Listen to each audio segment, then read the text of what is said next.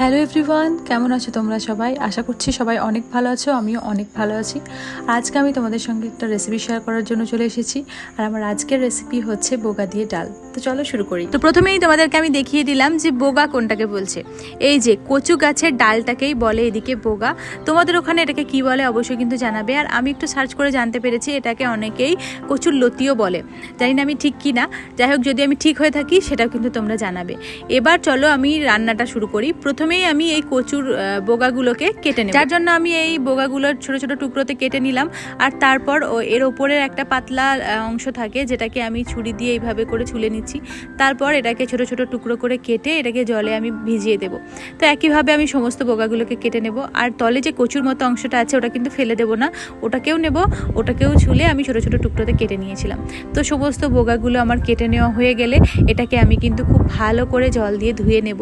একদম পরিষ্কার করে 2-3 বার জল পাল্টে কিন্তু ধুয়ে নিতে হবে। এবার আমি বোগাগুলোকে সিদ্ধ করে নেব, যার জন্য আমি প্রেসার কুকারে নিয়ে নিয়েছি।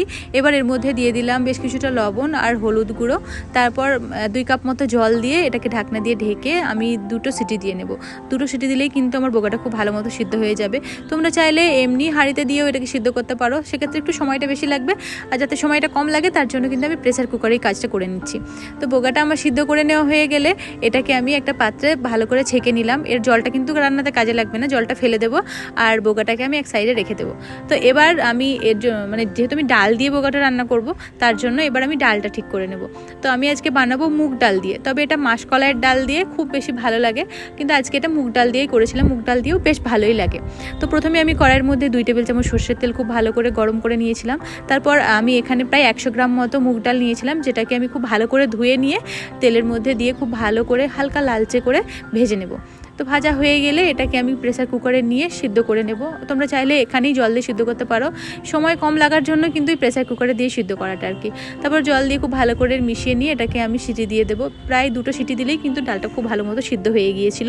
এবার একটা কড়াইয়ের মধ্যে নিয়ে নিলাম আমি প্রায় 3 টেবিল চামচ মতো সর্ষের তেল। আর তেলটা খুব ভালো করে গরম হয়ে গেলে আমি এর মধ্যে দিয়ে দেবো একটা বড় সাইজের পেঁয়াজ কুচি। আর পেঁয়াজটাকে হালকা বাদামি করে ভেজে নেব। আর পেঁয়াজটা বাদামি করে ভেজে নেওয়া হয়ে গেলে এর মধ্যে আমি দিয়ে দেব আদা রসুন বাটা 1 টেবিল চামচ মতো। তো আদা রসুন বাটাটা দেওয়ার পর সামান্য একটু জল দিয়ে মশলাটা খুব ভালো করে কষাবো, যাতে করে আদা রসুনটা তলে ধরে না যায়, তার জন্যই জলটা দেওয়া।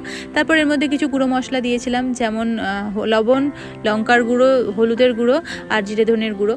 ব্যাস, তারপর মশলাটা খুব ভালো করে কষিয়ে নিয়েছিলাম। মশলাটা কষিয়ে যখন তেল ছাড়তে শুরু করে দিয়েছিল এর মধ্যে আমি যে আগের থেকে সিদ্ধ করে রেখেছিলাম বোগাটা সেটাকে দিয়ে দেবো। আর বোগাটা দেওয়ার পর খুব ভালো করে আমি 1 থেকে 2 মিনিট মতো খুব ভালো করে কষিয়ে নিয়েছিলাম। আর খুব ভালো করে কষানো হয়ে গেলে সিদ্ধ করে রাখা ডালটাকে এর মধ্যে দিয়ে সব কিছুর সঙ্গে খুব ভালো করে মিশিয়ে নিয়েছিলাম। ডালটা দিয়ে আর বেশি কষানোর প্রয়োজন নেই। আর তারপর প্রেসার কুকারের মধ্যেই বেশ কিছুটা গরম জল দিয়ে ধুয়ে আমি ওই যে অবশিষ্ট যে ডালটা লেগেছিলো প্রেসার কুকারের মধ্যে সেটা দিয়ে দিলাম। আর তারপর এটার মধ্যে প্রায় আমি 2 কাপ মতো গরম জল দিয়েছিলাম। এখানে কিন্তু ঠান্ডা জল দিলে হবে না, গরম জলই দিতে হবে। 2 কাপ মতো গরম জল দিয়ে দিয়েছিলাম। তারপর সব কিছুকে খুব ভালো করে মিশিয়ে এটাকে ভালো করে ফুটতে দেবো। আর এটা ভালো করে ফুটতে শুরু করলে এর মধ্যে আমি দিয়ে দিয়েছিলাম 4টে কাঁচা লঙ্কা। আর কাঁচা লঙ্কাটা দিয়ে সব কিছুকে ভালো করে মিশিয়ে নেওয়ার পরে এর মধ্যে দিয়ে দিয়েছিলাম আমি 1 কাপ মতো নারকেল কোড়া। নারকেল কোড়াটা কিন্তু অপশনাল, তোমরা চাইলে নাও দিতে পারো, তোমরা যদি পছন্দ না করো না দিতে পারো। আর না দিলেও কিছু হবে না, খেতে ভালোই লাগে, কিন্তু নারকেল দেওয়া ডালটা আমার বেশি ভালো লাগে, তার জন্য নারকেল দিয়েই করেছিলাম। ব্যাস, তারপর খুব ভালো করে ফুটিয়ে নিলেই কিন্তু আমার এই বোগা দিয়ে ডাল একদম রেডি হয়ে যাবে। আর পরিবেশনের সময় আমি উপর থেকে একটু নারকেল কোড়া দিয়েই পরিবেশন করেছিলাম। যাই হোক, আজকের এই বোগা দিয়ে ডালের রেসিপিটা তোমাদের কেমন লাগলো অবশ্যই কিন্তু তোমরা কমেন্টে জানিও। আর তোমরা এই বোগাটাকে কী নামে চেনো বা তোমাদের ওখানে এটাকে কী নাম বলে এটার অবশ্যই কিন্তু কমেন্টে জানিও। আর আজকের এই রেসিপিটা যদি তোমাদের ভালো লেগে থাকে অবশ্যই একটা লাইক করে দিও আর তোমাদের পরিচিতদের সঙ্গে শেয়ারও করে দিতে পারো। দেখা হবে খুব তাড়াতাড়ি নতুন কোনো একটা ভিডিওর সঙ্গে। ততক্ষণ সবাই খুব ভালো থাকবে, সুস্থ থাকবে। টাটা।